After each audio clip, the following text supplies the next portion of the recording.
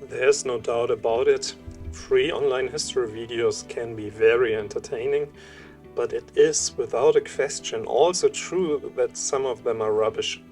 Let's watch one example to get into the mood. It's the famous case of a lady denying the Roman Empire existed.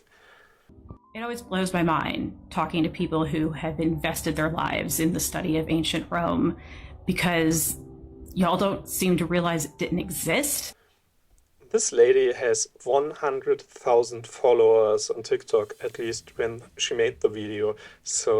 And she claimed she has a bachelor in history.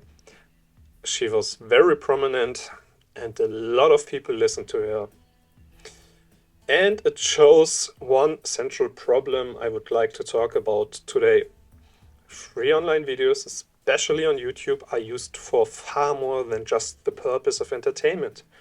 I am leading a project in the field of history for several months now that wants to develop a tool to differentiate between scientifically appropriate videos and those who are not. As a part of this work, I had history students from 3 German universities surveyed. 100% of them are watching history videos.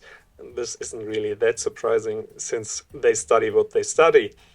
Interesting is where they watch.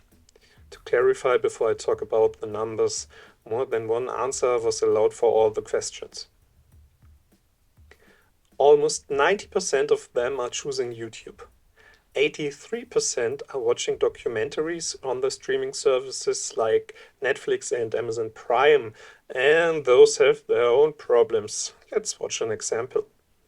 I remember my grandmother saying to me, I don't care what they tell you in school, Cleopatra was black.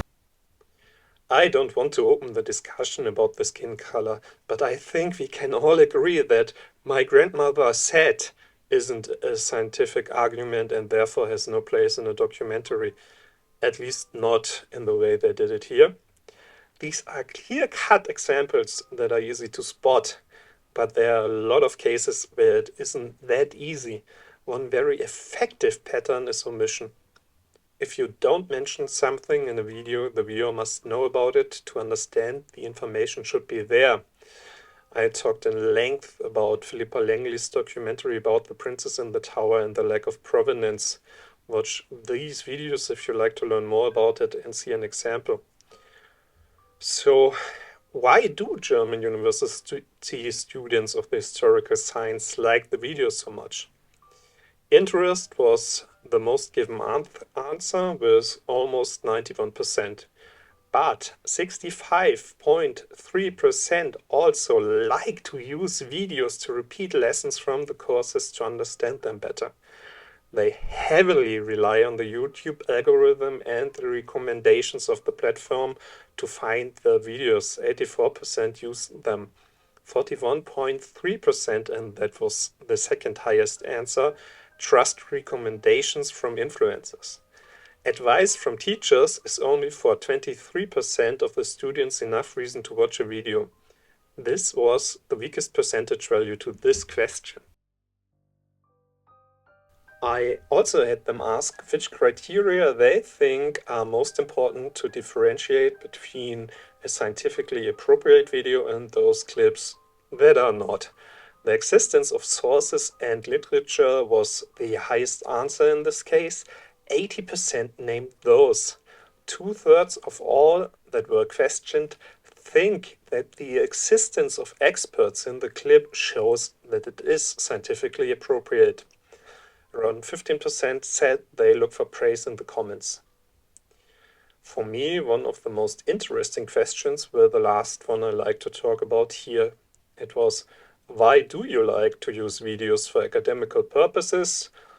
There was no answer option given, it was all free text, but there are still quite high percentages as response. 40.8% said that the visualizations help them to understand the explanations better. 32.6% answers that the short summaries are really valuable to them.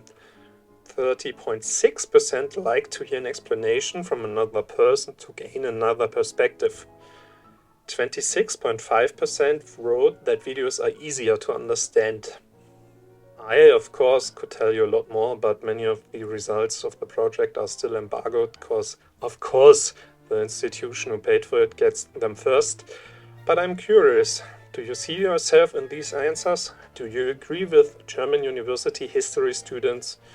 And don't worry, next week we will return to documentaries.